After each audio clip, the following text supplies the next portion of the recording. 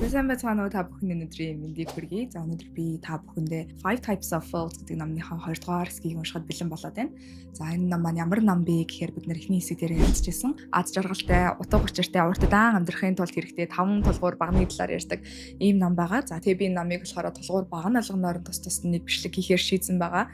Time wealth буюу цаг хугацааны хөрөнгө, social wealth буюу харилцаа холбооны хөрөнгө, дээрээс нь mental wealth, сэтгцэн эрүүл мэндийн хөрөнгө, physical wealth, биеийн эрүүл мэндийн хөрөнгө болон financial wealth буюу санхүүгийн хөрөнгийн талаар л ингэж төрддөг. Бид нар ихэнхдээ л хөрөнгө гэж ярих юм бол дандаа мөнгөтэй холбоотой зүйлсийн талаар боддог шүү дээ. Тэгэнгүүт Сахил Блум болох манай намын зохиогч манлаад ирэхээр бидний амьдралд маш олон хүчин зүйлс бид нарыг аз жаргалтай болоход нөлөөлдөг. Жишээлбэл бид нар дэлхийн хамгийн баян хүмүүс урт наслахын тулд эрүүл мэндийн байхын тулд бидний төгрөг хөтлөхөд бэлэн байгааг бол харж болно те. Хэрвээ аль нэг хөрөнгөнд байхгүй байх юм бол бид нар тийм ч аз жаргалтай амьдарч чадахгүй гэдэг энэ сэдвийг хүндсэн байгаа. Эхний партаараа хэлж байсанчлан энэ ном маань болохоор хувь хүний хөгжлийн бүхий л номнуудыг нийлүүлж өгсөн юм шиг санагдаад жишээлбэл Power of Habit, Deep Working гэх мэт тэн дээр гардаг гол зүйлсүүдийг бүгднийг аягүй гоё шингээгээд өчгсөн. Аягүй зузаатар ном. Дээрээс нь энэ ном маань л тэгэхээр саяхан буюу энэ жилийн 4 сард гарсан тийм учраас хизээ монгол хэлээр хэвлэлд гарахыг мэдэхгүй байна. Тийм болохоор та бүхэнд аль болох дэлгэрэнгүй ярьж өгөхийг хүссэн учраас ингэж олон хэсэг болгож бол та бүхэндээ хүргэж байна. Өнөөдөр болоод тэгэхээр хэдүүлээ юуны талаар ярих вэ гэхээр social wealth-ны талаар ярина. За social wealth гэдэг маань болохоор харилцаа холбооны хөрөнгө гэж төлөв орчуулж байгаа юм тийм. Хүн гэдэг нийгмийн амтан гэдэг тийм. Гэтэл бид нэр харилцаа холбооныхоо wealth-ийг үл тоомсорлоод байх гэдэг хамгийн эхний хэсэг дээр ч гэсэндээ Сахил Блум маань л тэгэхээр заад амьдралаа өөрийнх нь гартаа авахыг хүсээд ээж автайгаа ойрхон нүдгээ гэдэг. Тэгвэл энэ шийдвэр яагаад гарах болсон бэ гэдэг бол энэ хэсгээр айгүй дэлгэрэнгүй тайлбарлагддаг. Бидний ойр дотны хайртай хүмүүсээс гадна нийгэмдэр бүгдээрээ яаж бусад хүмүүстэй харилцаа холбоотойх юм, яаж хүмүүс сайхан сэтгэлдэлтэй юм, яаж олон хүмүүстэй ярьж сурах юм гэдэг талаар хүртэл багтаасан цогц хэсэг юм шиг бол надад санагдсан. За тэгээ бүгдээрээ бичлэг рүүгээ орцгоё. За энэ хэсэг манлаад ирэхээр Эрик болон Апри гэдэг хоёр залуухан хосын түүхээр эхэлдэг.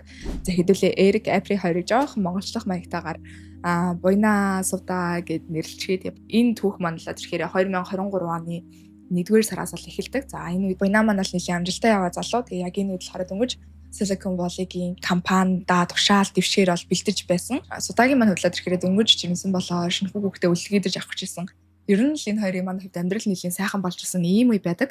Нэг өглөө Сувдагийн маань би нэлээд муудаад энэ хоёр маань болохоор эмнэлэгт очиж үзүүлсэн чинь яасан бэ гэхээр манай Сувда маань маш хүнд хэлбэрийн хавдартай болгоно тогтооддгоо. Хоёр залуухан хосын маань амьдрал бол оргонгоороо эргэсэн байдаг. Одоо хүүхдтэйж болох тушаал дэвших гээл бүх юм сайхан болондоо гэжсэн чинь гинтл ингээл хар шуурга гарч ирэл тэнгэр хөмрөх шиг болсон. Энэний дараах одоо 8 сар бол үнэхээр галзуу болгон шиг өнгөрсөн гэж бол ярьдаг. Заримдаа химийн имжлэгийн үр дүнг өгч ингээл энэ хоёр маань баярлал. Заримдаа Сувдагийн маань бие модал энэ хоёр маань сэтгэлээр унаал. Имжлэгэндээ Сувда маань арахгүй л тэгмэт ер нь бол юу ч болж магадгүй тийм учраас ингээ баяртай гэдэг үгийг болол тийм сайн хэл сурсан гэж бол эхэлдэг. Харамсалтай нь 2023 оны 11 сарын өөрийн хүүхдэд төрүүлээд болол өөд болсон байдаг. Энэ түүхийг болохоор яг буйна маань зохиолч ярьсан байдаг. Одоогийн байдлаар бол буйна маань дөнгөж төрсэн хүүхэдтэйгээ дөнгөж уулзрах гээд явж байгаа нэгэн ганц би манай Сувдагийн оршуулах ёслолд бол манай намын зохиогч мань болсон. Энэ хэсгээс оломжтой шүү дээ. Таныг өөд болох үед таны оршуулах ёслолын хамгийн урд игнэнд хэн сууж явах вэ гэдэг асуултыг тавьдаг. Яагаад гэх юм бол тэр хамгийн урд сууж байгаа хүмүүс бол биднэрт хамгийн их анхаарлаа тавьдаг, биднэрт хамгийн гүн гүнзгий харилцаа холбоо үүсгэсэн тийм хүмүүс байгаа. Бидний гэр бүл байж болно, бидний хайр татсны хүмүүс байж болно, бидний хүүхдүүд байж болно, бидний найзууд байж болно. Энэ хүмүүстэй бид нар хэрэг цаг хугацаа зарцуулдаг билээ. Энэ асуултыг бол тавьдаг. Энэ түүхээр бол бид нар хайртай хүний ална гэдэг ямар хэцүү вэ?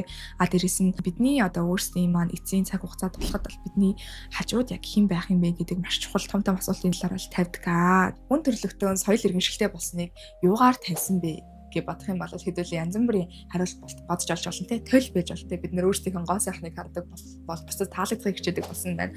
Эсвэл юу гэдэг халбах сэрээ байж болно те. Бид нар одоо хоолунд иддэг бас энэ ч гэсэн соёл иргэншилтэй нэг хэлбэр юм аа гэж бас бодож болох юм. Харин судалгаагаар юу гэж орж ирсэн бэ гэхээр агуу сонирхолтой хамгийн том шинж тэмдэг нь хүний эдгэрсэн гуйны яс гэж хэлдэг. Гуйны яс гэдэг бол хүний хамгийн том яс юм байна л да.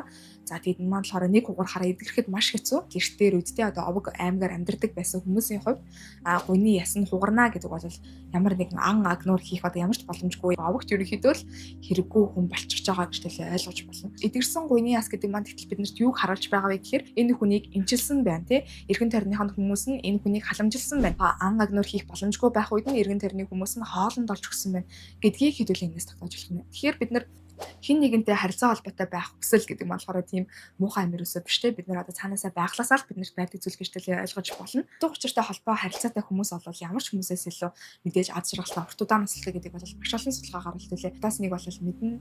Тэгэхээр энэ харилцаа холбооны тулгуур багныг бий болохын тулд бид нэр одоо 3 тулгуур чулуу хэрэгтэй гэж зохиолч манд хэлдэг. За хамгийн ихний чулуу нь л тэгэхээр зяц буюу одоо юм гүн гүнзгий харилцаа бий болох те. Түүний ярьсанчлан бидний оршуулах хэсэлт хамгийн урт санал дээр суух тэр хүмүүсийн харилцаа холбоо тулгын 3 чулууны маань бол нэг нь болдог.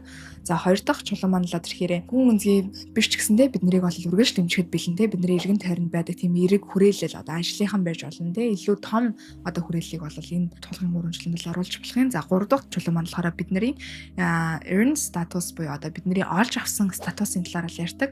Earned status гэдэг дээр маань л тэрхээр ерөнхийдөө хоёр төрлийн статус гэж байдаг. За хамгийн ихэнх нь худалдаж авсан статус гэж байдаг. Одоо чинь бидний хэрэгжилж байгаа зүйлс байж болно тий. Одоо гоё том байшин эсвэл машин унаа гэдэг маань болохоор бидний худалдаж авсан статус гэдэгтэй ордог.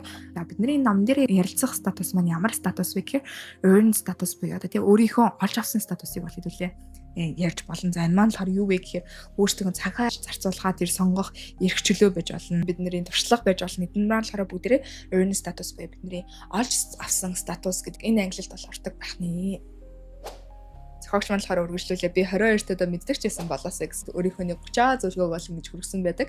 Энийг болохоор ерөөсө ганцаараа зохиогоогүй Harvard-ийн профессор Артур гэдэг хүнтэй хамт нийлж бичсэн ийм хэсэг байгаад аз жаргал бол хүрэх газар биш харин чиглэл юм аа.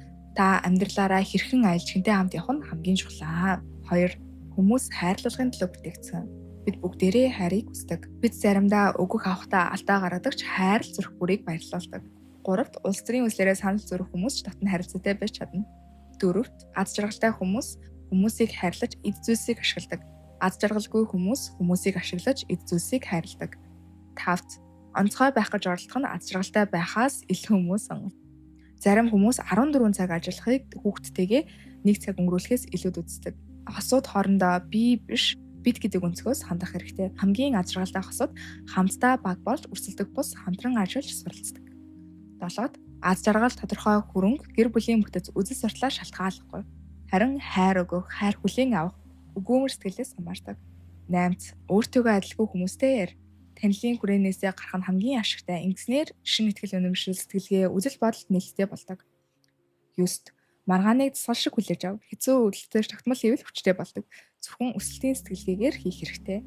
10. Харилцаандаа мөнгө ажилдаа ханддаг шигээ онцгойлон анхаарах. 11. Үргэлж урт хугацааны утга учиртай харилцаа үүсгэхийг хичээгээрэй. Богино хугацааны харилцаа нь үргэлж муу үр дүнд хүргэдэг. 12. Жинхэнэ entrepreneur хайрдаарч эрсдэл хийдэг. 13. Бодож байгаагаа шууд хэлэх хэрэгтэй. Хинч бүр гэр бүлчин хүртэл таны бодлыг уншиж чадахгүй.